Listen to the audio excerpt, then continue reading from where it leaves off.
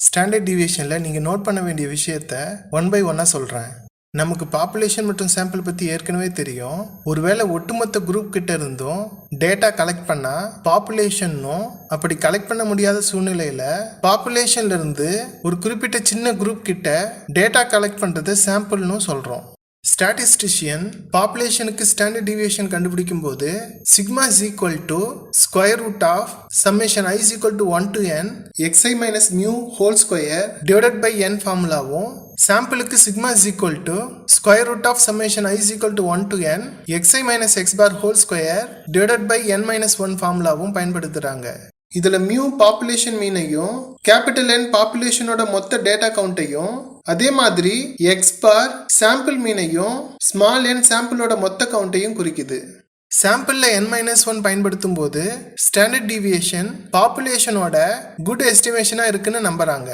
இது வரைக்கும் பார்த்த எக்ஸாம்பிளில் டேட்டா செட்டில் வெறும் 5 or 6 எலமெண்ட்ஸை வச்சு தான் ஸ்டாண்டர்ட் டிவியேஷன் கண்டுபிடிச்சோம். கால்குலேஷன் ப்ரொசீஜரை ஈஸியாக கற்றுக்கணுன்றதுக்காக குறைஞ்ச எலமெண்ட்ஸ் கொண்ட டேட்டா செட்டுக்கு வேரியன்ஸ் மற்றும் ஸ்டாண்டர்ட் டிவியேஷன் கண்டுபிடிச்சோம். ரியல் லைஃப்பில் அதிக கவுண்டில் எலமெண்ட்ஸ் இருக்கும். ஒரு ஸ்கூலில் இருக்கிற ஹை ஸ்கூல் ஸ்டூடெண்ட்ஸோட டிஷர்ட் சைஸை கலெக்ட் பண்ணுறதா வச்சுப்போம். அரவுண்ட் 100 சென்டிமீட்டரில் நிறைய டேட்டா கிடைக்கும். அதுவே 95 மற்றும் 105 சென்டிமீட்டரில் கொஞ்சமாகவும், 90 மற்றும் 110 சென்டிமீட்டரில் அதை விட கொஞ்சமாகவும் கிடைப்பாங்க. இந்த டேட்டாவை கிராஃப் பண்ணும்போது பெல் ஷேப்டு கர்வ் கிடைக்கும். கலெக்ட் பண்ணுற மோஸ்ட் ஆஃப் தி டேட்டா இப்படி தான் இருக்கும். உங்கள் கிளாஸில் இருக்கிற ஸ்டூடெண்ட்ஸோட மார்க்ஸை கலெக்ட் பண்ணி பாருங்கள். ஆவரேஜ் மார்க்ஸ் 40லேருந்து 60க்குள்ளே நிறைய பேர் இருப்பாங்க.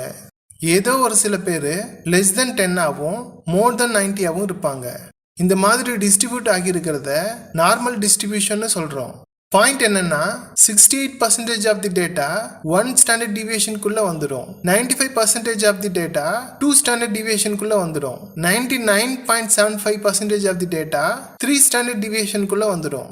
சின்ன டேட்டா செட்டுக்கு இது அவ்வளோவா பொருந்தலைனாலும் ஒரு டேட்டா செட்டுக்குள்ள இருக்கிற எலமெண்ட்ஸ் கவுண்ட் அதிகமாகும் போது நார்மல் டிஸ்ட்ரிபியூட் ஆகியிருக்கிற செட்டுக்கு இது கண்டிப்பாக பொருந்தும். ஒரு ஸ்போர்ட்ஸ் ஈவெண்ட்டுக்கு டிஷர்ட் ரெடி பண்ண டிஷர்ட் சைஸ் டேட்டாவை ஒரு 100 பேர்கிட்ட கலெக்ட் பண்ணுறதா வச்சுப்போம். அந்த டிஷர்ட் சைஸ் டேட்டாவுக்கு மீன் 100 சென்டிமீட்டர்னும் ஸ்டாண்டர்ட் டிவியேஷன் 5 சென்டிமீட்டர்னும் கிடைக்குதுன்னு வச்சுக்கோங்க. 1 ஸ்டாண்டர்ட் டிவியேஷன் ரேஞ்சுக்குள்ள 68% ஆஃப் தி டேட்டா இருக்கும்னு சொல்றது எதை குறிக்குதுன்னா, மீனுக்கு லெஃப்ட் சைட் 1 ஸ்டாண்டர்ட் டிவியேஷன் 5 சென்டிமீட்டர்ல இருக்க 95 சென்டிமீட்டர்ல இருந்து மீனுக்கு ரைட் சைடு 1 ஸ்டாண்டர்ட் டிவியேஷன் 5 சென்டிமீட்டர்ல இருக்க 105 சென்டிமீட்டர் வரைக்கும் அப்ராக்சிமேட்டா 68 பேர் இருப்பாங்கன்னு அர்த்தம்.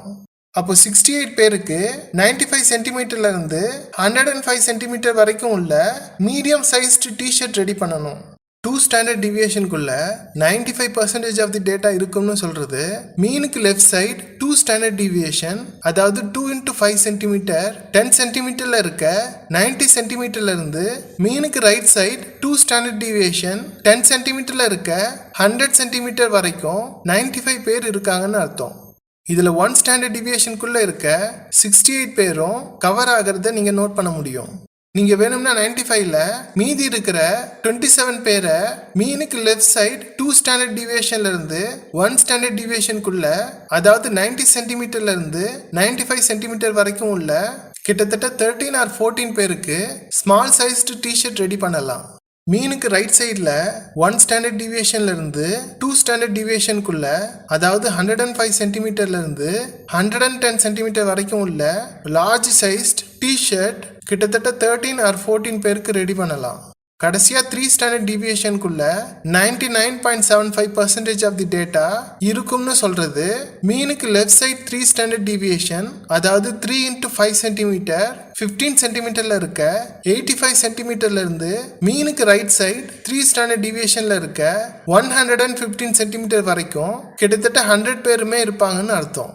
இதில் மீனுக்கு லெஃப்ட் சைடில் 3 ஸ்டாண்டர்ட் டிவியேஷன்ல இருந்து 2 ஸ்டாண்டர்ட் டிவியேஷனுக்குள்ள இருக்கிற 2 or 3 பேருக்கு 85 சென்டிமீட்டர்ல இருந்து 90 சென்டிமீட்டருக்குள்ள இருக்கிற எக்ஸ்ட்ரா ஸ்மால் சைஸ்டு டிஷர்ட்டும், அதே மாதிரி மீனுக்கு ரைட் சைடில் 2 ஸ்டாண்டர்ட் டிவியேஷன்ல இருந்து 3 ஸ்டாண்டர்ட் டிவியேஷனுக்குள்ள இருக்கிற 2 or 3 பேருக்கு 110 சென்டிமீட்டர்ல இருந்து 115 சென்டிமீட்டர் வரைக்கும் உள்ள எக்ஸ்ட்ரா லார்ஜ் சைஸ்டு டிஷர்ட்டும் ரெடி பண்ணணும்.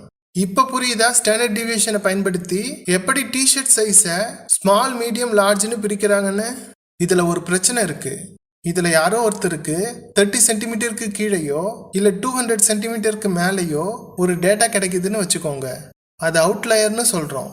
அந்த டேட்டாவையும் இன்க்ளூட் பண்ணி மீனையோ இல்ல ஸ்டாண்டர்ட் டிவியேஷனையோ கண்டுபிடிச்சா அது தப்பான மீன் மற்றும் ஸ்டாண்டர்ட் டிவியேஷனை கொடுத்துடும்.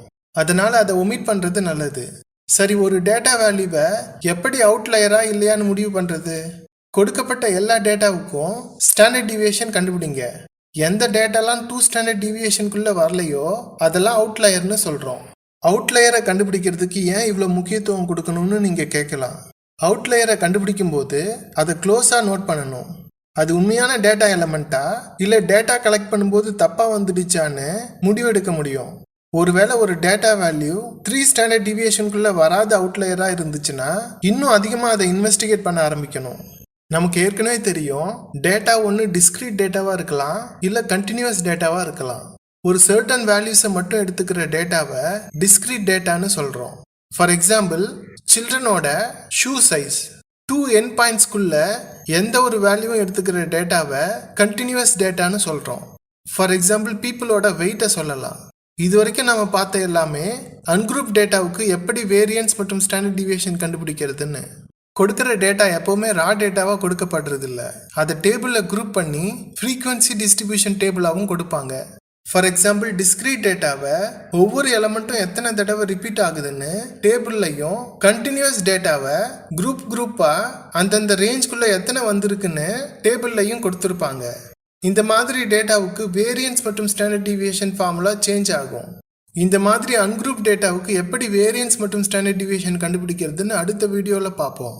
இந்த வீடியோவில் அன்குரூப் டேட்டாவுக்கு ஸ்டாண்டர்ட் டிவியேஷன் கண்டுபிடிக்கும் போது ஃபார்முலா எப்படி சாம்பிளுக்கும் பாப்புலேஷனுக்கும் டிஃபர் ஆகுதுன்னு தெரிஞ்சுக்கிட்டோம். கலெக்ட் பண்ணுற most of the data normal டிஸ்ட்ரிபியூஷனில் இருக்கணும். ஸ்டாண்டர்ட் டிவியேஷன் எப்படி டிஷர்ட் சைஸை ஸ்மால், மீடியம் மற்றும் லார்ஜ்னு பிரிக்க உதவுதுன்னும், அது மட்டும் இல்லாமல் கலெக்ட் பண்ணுற டேட்டாவில் அவுட்லயர் வந்துச்சுன்னா அதை எப்படி டீல் பண்ணுறதுன்னும், ஸ்டாண்டர்ட் டிவியேஷன் ஃபார்முலா குரூப்டு டேட்டாவில இருந்து அன்குரூப் டேட்டாவுக்கு மாறுபடுதுன்னு பார்த்தோம். ஒருவேளை ப்ரீவியஸ் லெசனை மிஸ் பண்ணியிருந்தீங்கன்னா funmathsacademy.com வெப்சைட்டுக்கு போங்க. ஃப்ரீயா Tamil Nadu state board syllabus, CBSE syllabus மற்றும் ஐபி சிலபஸ்க்கு தனித்தனியா கிளாஸ் வைஸா மேத் வீடியோஸும் ஒர்க் ஷீட்டும் இருக்கு. Daily math videos Funmaths Academy YouTube சேனல்ல போட்டுட்டு இருக்கோம். அதை உடனுக்குடன் பார்க்க ஃபன்மேத்ஸ் அகாடமி யூடியூப் சேனலை சப்ஸ்கிரைப் பண்ணி அப்புறம் அந்த பெல் பட்டனை கிளிக் பண்ணுங்க.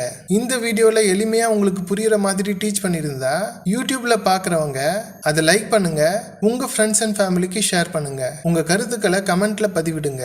நன்றி.